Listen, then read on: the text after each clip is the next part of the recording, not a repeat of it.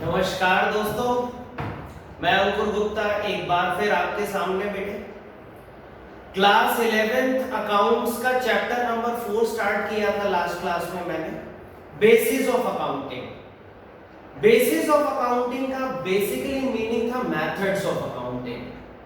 Accounting के methods मतलब accounting क्या है बेटे, पूरे साल में हमने क्या कमाया, कितने प्रॉफिट्स अर्न करे, बेसिक पर्पस तो यही है अकाउंटिंग का।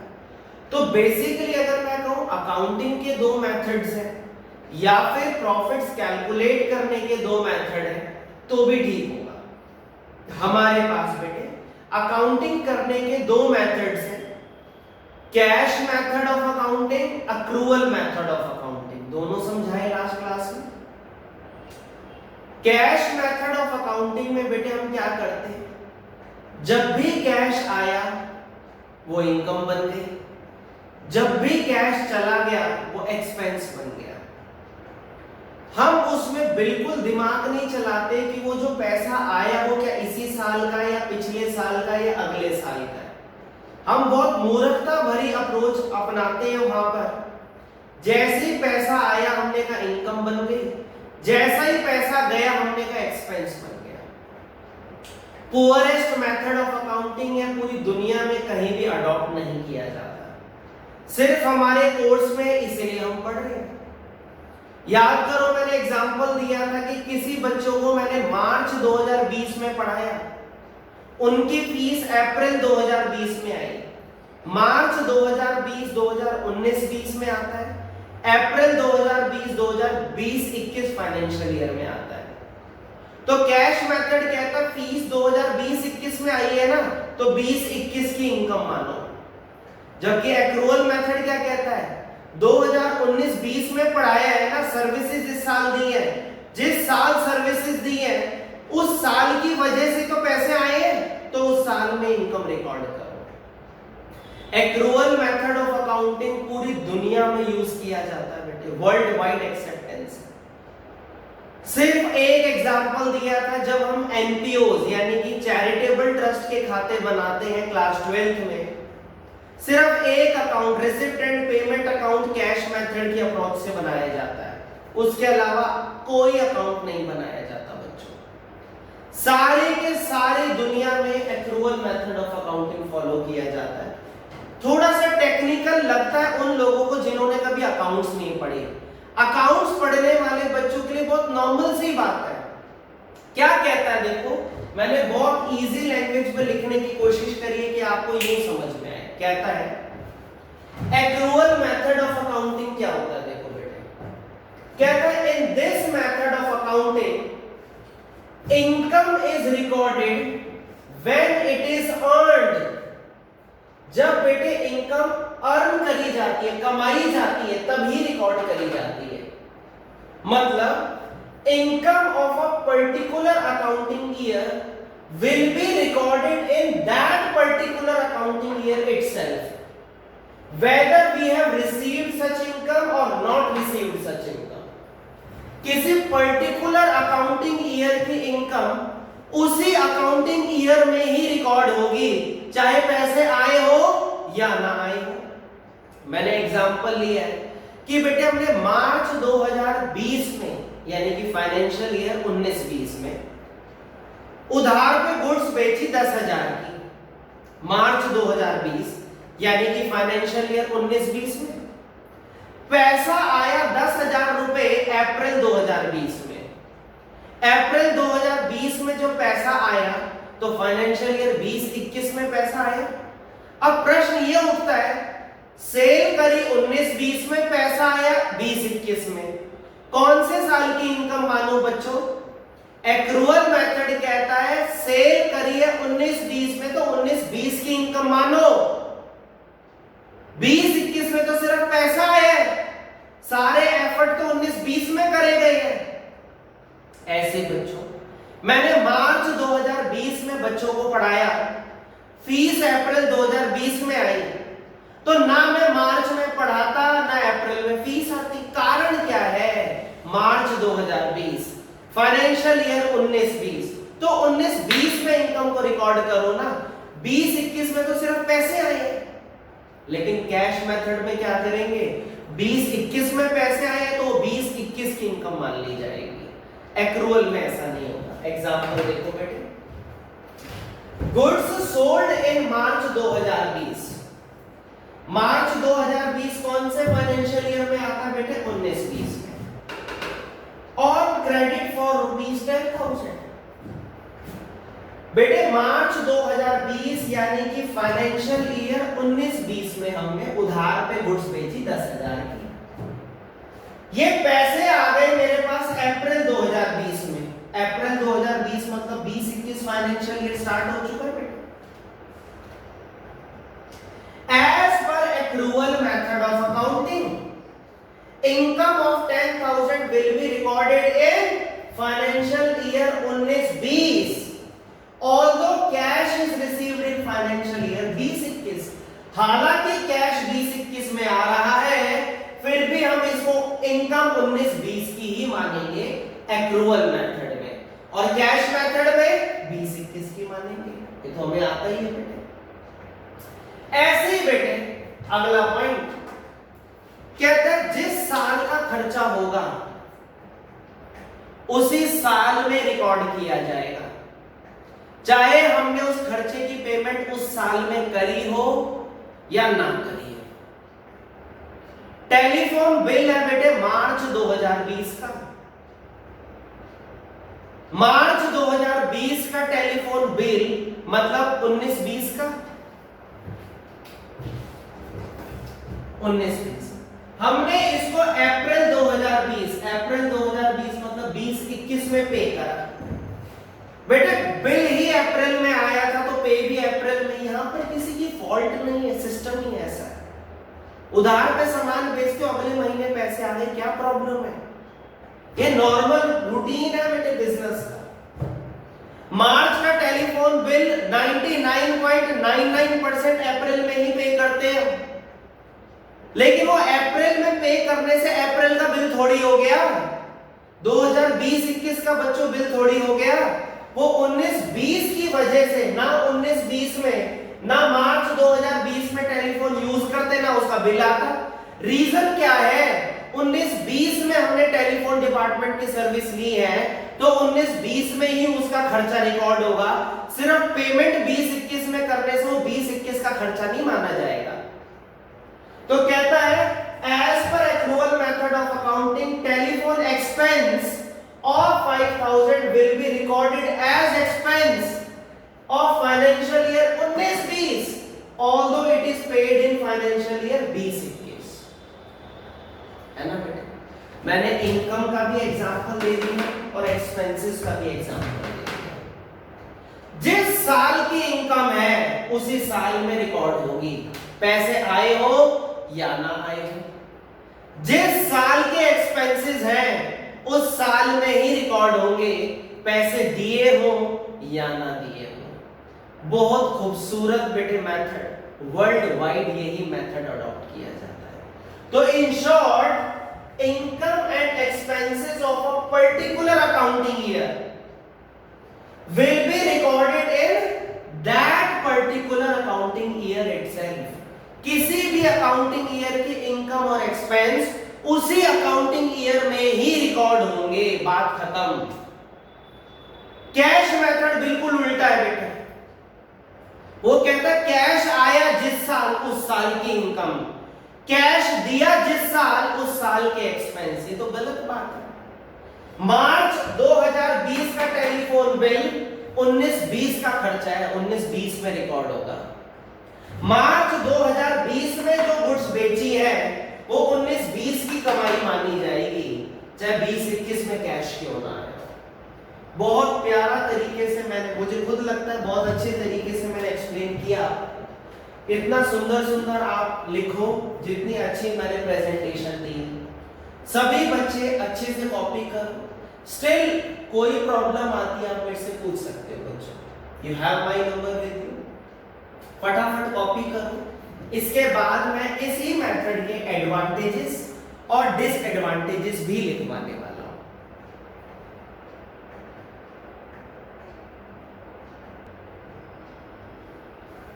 अब देखो बेटे, एक्रूअल मेथड की एडवांटेजेस या डिसएडवांटेजेस क्या है? हालांकि मैं आपको प्रैक्टिकली बताऊं, इस मेथड की सिर्फ एडवांटेजेस ही होती है, जबरदस्ती की डिसएडवांटेज लिख रखी है हमने। जैसे मैंने कैश मेथड में क्या कहा था, उसकी एडवांटेजेस बेकार है, जबरदस्ती लिखी है। उसकी एडवांटेजेस खराब है तो इसकी डिसएडवांटेजेस खराब है। उसकी कोई एडवांटेज नहीं होती, इसकी कोई डिसएडवांटेज नहीं होती प्रैक्टिकली। उसमें सारी कैश मेथड में कमियां ही कमी है, उसकी सारी डिसएडवांटेजेस होती हैं, और इसमें सारी अच्छी ही चीजें हैं। इस मेथड में इसकी सारी एडवांटेजेस ही होती हैं।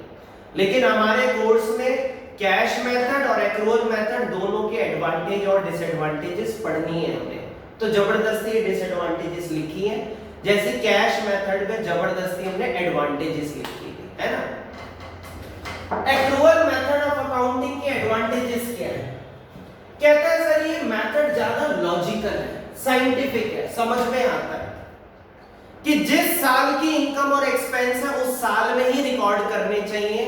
कैश कब आ रहा है, कैश कब जा रहा है, ये इररेलेवेंट होता है। अगर 19-20 की कमाई है तो 19-20 में ही रिकॉर्ड होगी, चाहे वो मिली 20-21 में। ये मोर लॉजिकल मतलब साइंटिफिक है as compare to cash method. यहां पर हमें करेक्ट प्रॉफिट और लॉस पता चलते हैं। भाई जब मैं करेक्ट रेवेन्यू आमदनी और करेक्ट एक्सपेंसेस रिकॉर्ड करूंगा तो प्रॉफिट भी तो करेक्ट आएंगे। 19-20 के रेवेन्यू 19-20 में ही रिकॉर्ड करो, 19-20 के एक्सपेंसेस 19-20 में ही रिकॉर्ड करो। कहता है ये मेथड पूरी दुनिया में वर्ल्ड वाइड एक्सेप्टेंस है इसका। This method is widely accepted through out the world. और बेटे यहां पर हमारी ट्रू एंड फेयर पिक्चर, हमारे अकाउंट्स बिल्कुल सच्चे डेटा को प्रेजेंट करते हैं। हमारी assets, liability, profits, losses, incomes, expenses, revenue बिल्कुल करेक्ट नजर आते हैं हर एक चीज इस मेथड के अंदर। True and fair picture of entire financial position. खाली प्रॉफिट सही नहीं आते, पूरा अकाउंट्स ही हमारा यहां पर सही आएगा। जब करेक्ट इनकम, रेवेन्यू, एक्सपेंस लिखोगे तो करेक्ट प्रॉफिट तो आएंगे ही आएंगे। तो कहते हैं बिल्कुल सच्चे और fair genuine financial position, health का, हमारे बिजनेस की फाइनेंशियल हेल्थ का, कि इनके पास पैसा कहां है, कितना लगा हुआ है, कितना कर्जा है, सब कुछ सही पता चलता है इस मेथड के द्वारा। इसकी डिसएडवांटेजेस ऑल्दो होती नहीं है फिर भी लिखनी है हमें बच्चों।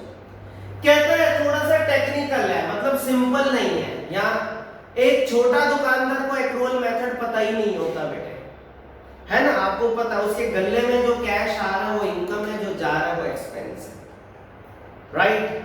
तो हो क्या रहा है बेटे, उसके लिए, छोटे दुकानदार के लिए एक्रूअल मेथड थोड़ा सा टेक्निकल हो सकता है जब तक उसने अकाउंटेंसी नहीं पढ़ी। तो कहता है ये सिंपल नहीं है कैश की तरह। दूसरा कहता बहुत डिटेल में पढ़ना पड़ता है, किस साल की इनकम है, किस साल के एक्सपेंसेस है। बहुत अकाउंटिंग प्रोसीजर्स, जो अकाउंट्स बनाने का तरीका बहुत डिटेल्ड है यहाँ पर।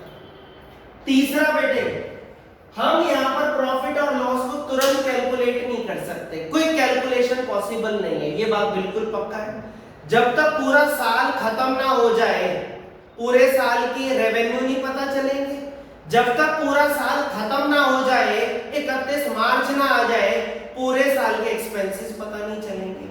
जबकि कैश मेथड में क्या होता है, जो गल्ले में पड़ा हुआ है वही हमारा क्या है, प्रॉफिट। किसी भी टाइम गल्ला खोलो, अच्छा ये पैसे पड़े, यही प्रॉफिट है। भाई इनकम माइनस एक्सपेंस प्रॉफिट होते हैं ना, cash received minus cash paid, क्या है वहां पर प्रॉफिट। तो वहां पे प्रॉफिट किसी भी टाइम निकाल लो, लेकिन यहाँ पर प्रॉफिट के लिए पूरे साल का वेट करना पड़ेगा। जब तक पूरा साल खत्म नहीं हो जाएगा, पूरे साल की आमदनी और पूरे साल के खर्चे कैसे पता चलेंगे आपको। हालांकि जबरदस्ती की डिसएडवांटेजेस है बच्चों, लेकिन पढ़ना जरूर है।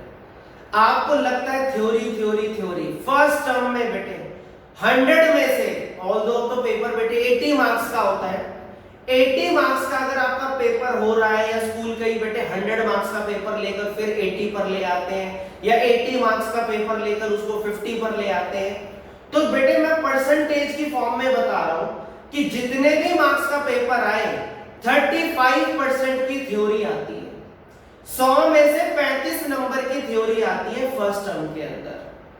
और किस बच्चे के 100 में से 90 प्लस आएंगे वो इस पर ही डिपेंड करता है आप कितनी अच्छी थ्योरी याद करके लिख कर आए। जबकि बच्चे पता नहीं प्रैक्टिकल के पीछे क्यों भागते रहते हैं। अगर मैं आज आपको बोलूं आपने बहुत सारा मैथ्स पढ़ भी लिया बच्चों, ऑल्दो मैथ्स के मैं पूरे फेवर में रहता हूं, मैथ्स एक बहुत जबरदस्त सब्जेक्ट है, वो ही आपके दिमाग को सबसे ज्यादा शार्प करता है। लेकिन बेटे कितना भी मैं ट्रिग्नोमेट्री पढ़ लूं, माइट भी जब हम एग्जाम दें तो हम क्वेश्चन गलत करके आ जाए, there is a chance, there is a probability. लेकिन अगर आपने बेटे एक्रूअल मेथड के एडवांटेजेस रट्टा मार ली, अच्छे से याद कर ली अच्छे से, और एग्जाम में आ गई, क्या चांस है गलत होने के? ना। कभी भी बेटे ध्यान रखना, थ्योरी धोखा नहीं देती। आप होगे सर आप अकाउंट्स पढ़ाते हो 11 12 सीए सीएस लेवल पर, और आप तारीफ कर रहे हो थ्योरेटिकल सब्जेक्ट की। मैं बेटे आपको तारीफ कर रहा हूं कि आपको थ्योरी पर भी फोकस देना चाहिए। थ्योरी अगर एग्जाम में आ गई और आपको आती है 100% सही लिख कर आओगे। प्रैक्टिकल में देयर इज अ चांस कि हमने बहुत प्रैक्टिस कर रखी है ट्रिग्नोमेट्री मेंसुरेशन की, माइट भी एग्जाम में गलत हो जाए। लेकिन अगर आपने बेटे एडवांटेज डिसएडवांटेज एक्रूअल मेथड की याद कर रखे हैं, कोई चांस ही नहीं है कि एग्जाम में गलत लिख कर आओ। तो बच्चों थ्योरी अगर स्ट्रॉन्ग करोगे, लाइफ में याद रखना जो टॉपर्स होंगे either in 10th 11th 12th और आगे, वो थ्योरी पर बहुत ज्यादा ध्यान देते हैं, क्योंकि थ्योरी में जो भी क्वेश्चन पूछा गया अगर आता है तो पूरे सही लिख कर आओगे, गलत होने का चांस ही नहीं होगा। प्रैक्टिकल में मैथ्स और अकाउंट्स में हमेशा चांस रहेगा कि माइंड में छोटी सी प्लस माइनस की मिस्टेक हो जाए और पूरा सवाल गलत हो जाए, है ना। थ्योरी अच्छे से पढ़ो। मैं ऐसे इतना टाइम नहीं लगा रहा हूं बच्चों, एक एक शब्द प्रेजेंटेशन देखो, पॉइंट्स में लिखवा रहा हूं, सारी चीजें कितना डिटेल में समझा रहा हूं। तो ऐसा नहीं है कि मैं तो पढ़ा दूं और आप ना पढ़ रहे हो बेटे, ये मत करना बच्चों, है ना। लिखो बेटे इसके एडवांटेज और डिसएडवांटेज फटाफट लिखो। सुंदर सुंदर रजिस्टर बनाया होगा आपने, आई नो। अब आ जाते हैं बेटे आज प्रैक्टिकली एक क्वेश्चन पर। इतनी सारी थ्योरी पढ़ा दी सर आपने, इतनी सारी क्लासेस लगा के, आज फाइनली एक क्वेश्चन करते हैं। देखते हैं हम लोग थ्योरेटिकली कितना स्ट्रांग हो पाए हैं, और राकेश जो हमारा प्रोप्राइटर है, बिजनेस का मालिक है, उसके प्रॉफिट्स निकाल पाते हैं या नहीं इतना पढ़ने के बाद। क्वेश्चन है, कहता है ड्यूरिंग द फाइनेंशियल ईयर 19-20, बेटे फाइनेंशियल ईयर 19-20 का क्या मतलब होता है बेटे? 2019-20, 1/4/2019 से लेकर 31 मार्च 2020 के प्रॉफिट्स निकालने इस पूरे साल। 19-20 1 अप्रैल 2019 से शुरू होके 31 मार्च 2020 को खत्म होता है बच्चों। कहता है ड्यूरिंग दी फाइनेंशियल ईयर 19-20, इस पूरे साल में राकेश ने गुड्स बेची कैश पर 5 लाख की, और उधार पर बेची पूरे साल में 2 लाख की। ध्यान दो बेटे, राकेश गुड्स को कैश पर भी बेचता है और उधार पे भी बेचता है। कैश पर गुड्स बेची 5 लाख की, गुड्स दिए पैसे आ गए। क्रेडिट पर बेची 2 लाख की, गुड्स दे दिए लेकिन पैसे नहीं आए पूरे साल में। Cash cell 5 lakh, credit sale 2 lakh, ये इसने गुड्स बेची है 2 तरीके से पूरे साल में। और क्या कहता है? कहता है पूरे साल का खर्चा है 3 लाख रुपए का, His expenses for the financial year 19-20 were rupees 3 lakh, out of which 60,000 are still to be paid by him. पूरे साल का खर्चा कितना बच्चों? 3 लाख, जिसमें से 60,000 का अभी भी पे करना बाकी है। मतलब उसने बेटे 2,40,000 की तो खर्चे की पेमेंट हाथों हाथ कर दी, 60,000 का जो खर्चा है वो मार्च 2020 तक पे नहीं हो पाया था, क्योंकि वो बेटे अगले साल पे किया होगा। मार्च के कुछ खर्चे वो अगले साल देता है ना, याद है ना आपको बेटे? कैसे भी समझ लो, बात ये है कि अगर ये तो हो गई बेटे इसकी इनकम की बातें। एक्सपेंस की अगर मैं बात करूं, पूरे साल का खर्चा कितना है बेटे? 3 लाख। 3 लाख में से इसने पे कितना करा होगा? 240। तभी तो वो कह रहे हैं 60,000 टू बी पेड, 60,000 अभी देने हैं। तो बेटे नॉट पेड कितने हो गए? 60,000। 3 लाख पूरे साल का खर्चा है, इस पूरे साल का, उसमें से 240 दे दिए होंगे कैश में, तभी तो 60,000 नहीं दिए, साफ साफ लिखा हुआ है। कैलकुलेट राकेश के profit for financial year 19-20 by cash method और दूसरा एक्रूवल मेथड। अगर राकेश कैश मेथड फॉलो करे तो बताओ प्रॉफिट क्या होंगे, और राकेश अगर एक्रूवल मेथड फॉलो करे तो बताओ राकेश के प्रॉफिट क्या होंगे। मैं पहले कैश मेथड फॉलो करता हूं, वाहियात मेथड है जो कि कहता है जो भी 19-20 में कैश आ गया वो इनकम मानो, रेवेन्यू मानो। क्या बोला बेटे? कैश मेथड में कैश रिसीव्ड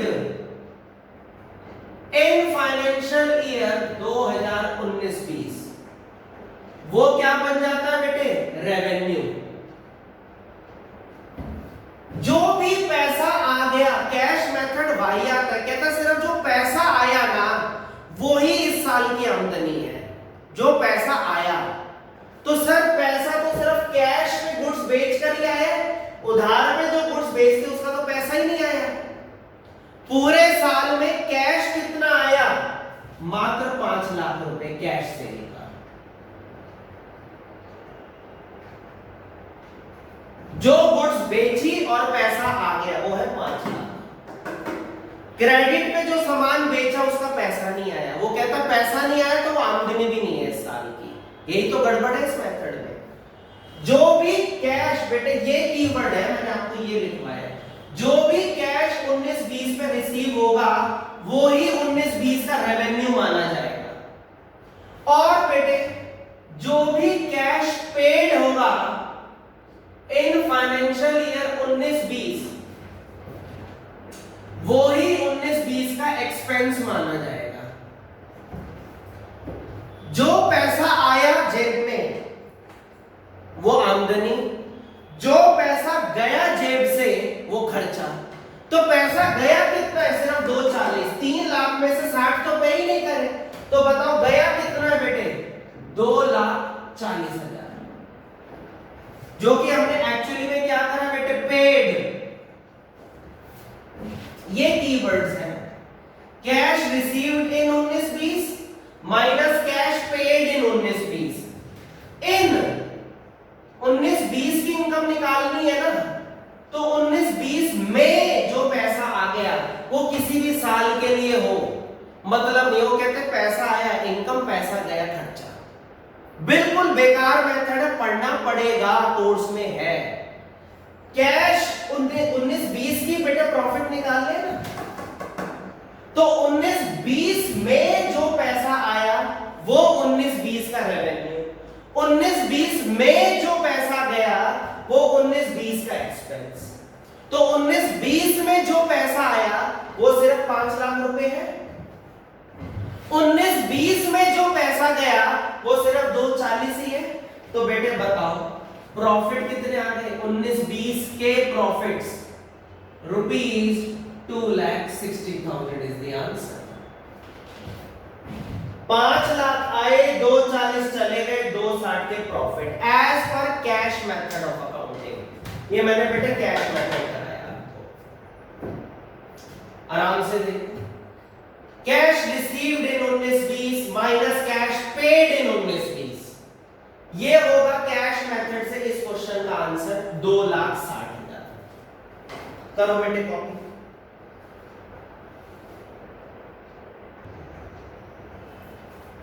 अब बेटे सेम क्वेश्चन को मैं कराऊंगा आपको एक्रूअल मेथड से, which is my favourite method, पूरी दुनिया में ये यूज होता है बेटे।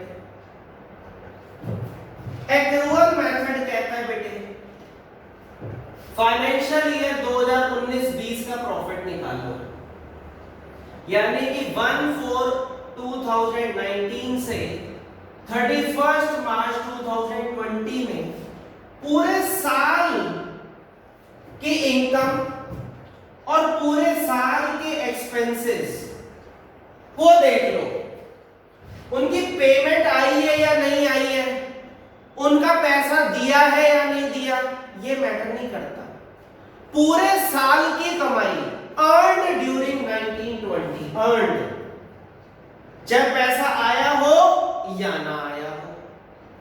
तो अगर बेटे मैं एक्रूअल मेथड में देखूं तो रेवेन्यू क्या होगा, जो पैसा आ गया 19-20 की गुड्स को बेचकर, वो तो कमाई है ही है। 19-20 में अगर सेल हुई है, चाहे पैसा आया हो या ना आया हो, वो 19-20 की कमाई है। फिर बोल रहा हूं मैं, जो गुड्स 19-20 में बिक गई, 19-20 में ही उसकी कमाई रिकॉर्ड होगी, चाहे पैसा आया हो या ना आया हो।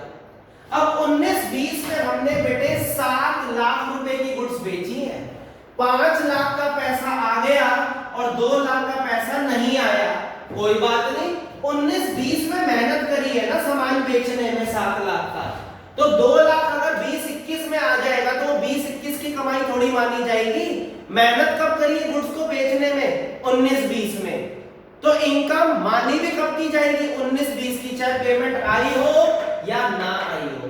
तो कैश रिसीव हुआ हो वो भी 19-20 की इनकम, ना हुआ हो वो भी 19-20 की इनकम। बस देखना क्या है, जिस साल गुड्स बिकी है ना उस साल की इनकम है। पैसा आ गया बहुत अच्छी बात है, नहीं आया तो भी अच्छी बात है। 19-20 में जो गुड्स बिकी है, 19-20 में ही उसकी आमदनी, 19-20 में 7 लाख की गुड्स बिकी है ना, तो 7 लाख ही 19-20 की इनकम मानी जाएगी, चाहे पैसा आया हो या ना आया। तो रेवेन्यू क्या माना जाएगा बेटे, cash cell of financial year 19-20 और credit sale of financial year 19-20, दोनों ही 19-20 की कमाई है। अगर बेटे 19-20 में इन नहीं लिखा मैंने, रिसीव्ड इन नहीं लिखा ना, 19-20 की सेल 19-20 में ही रिकॉर्ड होगी, चाहे वो कैश पर बेची हो चाहे क्रेडिट पर।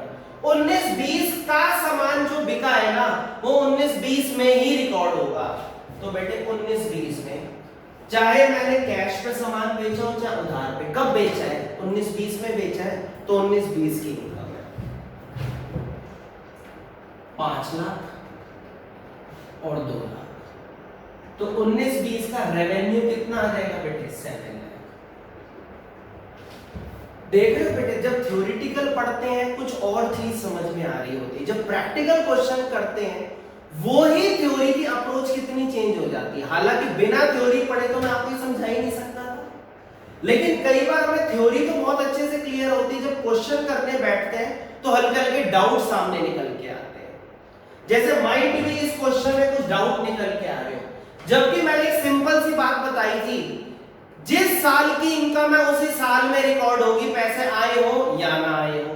ये बात समझ में आ गई थी आपको। जब क्वेश्चन करने बैठ रहे तो यही बात तो है, जिस साल आपने गुड सेल करी है उसी साल वो इनकम रिकॉर्ड होगी। हमने 7 लाख की गुड्स 19-20 में बेची है। देखो बेटे, कहता है ड्यूरिंग 19-20 राकेश ने 5 लाख की कैश पे सामान बेचा और 2 लाख का उधार पे सामान बेचा। तो 19-20 में तो 7 लाख का सामान बेचा है ना बेटे, तो पूरे 7 लाख ही 19-20 की कमाई मानी जाएगी, चाहे पैसा आया हो या ना आया हो। ऐसे बेटे एक्सपेंसेस मैंने आपको क्या समझाया था बेटे, 19-20 के खर्चे 19-20 में ही रिकॉर्ड होंगे, चाहे पेमेंट हुई हो या ना हुई हो। बताओ 19-20 के खर्चे कितने? 3 लाख। उसमें से यार हमने एक्सपेंसेस है 3 लाख, 240 दे दिए और 60,000 नहीं दिए, क्या फर्क पड़ता है पैसे ना दियो? 19-20 का खर्चा कितना है? 3 लाख, दिया कितना है? 240। 60,000 अगर आपने अप्रैल 2020 में दे दिए तो वो अप्रैल 2020 यानी कि 20-21 का खर्चा माना जाएगा ना, 19-20 का खर्चा है ना, 19-20 में रिकॉर्ड करो, पेमेंट हुई हो या ना हुई हो। 19-20 का खर्चा है तो 19-20 में रिकॉर्ड होगा, चाहे पेमेंट हुई हो या ना हुई हो। तो बेटे एक्सपेंस कितना माना जाएगा? पूरा 3 लाख। तो इस बार हमारे प्रॉफिट्स कितने आए बेटे? 4 लाख। ये है तरीके वाला मेथड। कैश मेथड में प्रॉफिट आ रहे थे 260, गलत बता रहे हो आप। एक्रूअल मेथड में हमारे प्रॉफिट कितने आ रहे हैं? 4 लाख, और इस प्रॉफिट 4 लाख पर ही आप गवर्नमेंट को इनकम टैक्स पे करोगे। बिलीव मी, आप इतना आगे की चीज पढ़ रहे हो। 260 हमारे प्रॉफिट नहीं होते, हालांकि हमारे कोर्स में कैश मेथड है, पढ़ना पड़ेगा, क्वेश्चन आ सकता है, उसके लिए तैयारी पूरी करा दी है। एक्रूअल मेथड के हिसाब से प्रॉफिट कितने आए हैं राकेश के? कि राकेश ने 19-20 में कितना कमाया है? 4 लाख। जबकि सेम क्वेश्चन में कैश मेथड में कहता है राकेश ने कितने कमाए हैं? 260। दोनों मेथड्स में प्यारे बच्चों नेचुरली प्रॉफिट्स अलग अलग आएंगे।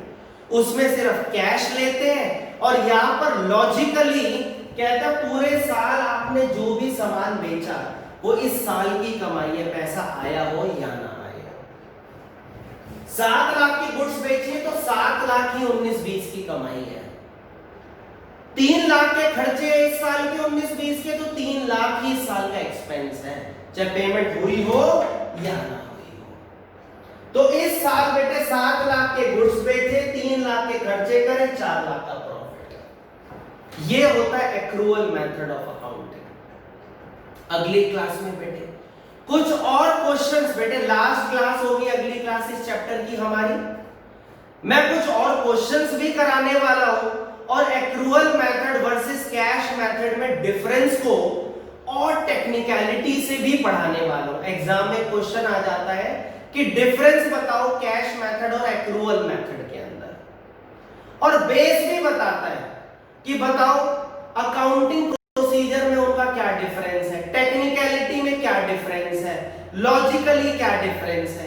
तो वो बेसिस के साथ भी डिफरेंस समझाऊंगा। छोटा सा लेक्चर होगा अगला, पूरी एनर्जी और मेहनत हम इन 2 लेक्चर्स में कर चुके हैं बेटे। One of the most important chapter आने वाले चैप्टर्स के लिए बच्चों, बिना इसके आने वाले चैप्टर्स में कोई मजा नहीं है पढ़ाई करने का। मुझे चैप्टर 2 और 4 कराने ही कराने आने वाले सारे चैप्टर्स के लिए, 1 नहीं कराना, 1 का उतना मैटर नहीं करता है। आप बेटे दोनों आंसर्स को अच्छे से कॉपी करो और कोई दिक्कत आए आपके पास मेरा नंबर है, फोन करो बेटे। आज के लिए इतना ही। बहुत डिटेल में मैंने आपको एक्रूअल मेथड और कैश मेथड पढ़ा दिया है। मुझे उम्मीद है उतना ही डिटेल में आप पढ़ भी रहे होंगे, सुंदर सुंदर रजिस्टर मेंटेन कर रहे होंगे। बेटे मैं सारी थ्योरी रजिस्टर पे लिखवाता हूं, वो रजिस्टर ही आपके लिए सब कुछ होना चाहिए। बुक में से नहीं पढ़नी है कोई थ्योरी, जो मैं लिखवा रहा हूं बेटे रजिस्टर पे जब आप लिखते हो ना, उसको पढ़ने का जो लॉजिक है, उसको पढ़ने से जो समझ में आता है उसकी कोई तुलना नहीं है। बुक में से थ्योरी पढ़ना और अपने लिखे हुए रजिस्टर में से थ्योरी पढ़ने में जमीन आसमान का फर्क रहता है। जब आप लिखते हो आधा तो तभी याद हो जाता है। तो बहुत अच्छा सा रजिस्टर मेंटेन करो, ठीक है बच्चों। आज इतना ही कराते हैं, बाकी नेक्स्ट क्लास में मिलते हैं। बाय बाय बच्चों, take care till then, bye bye.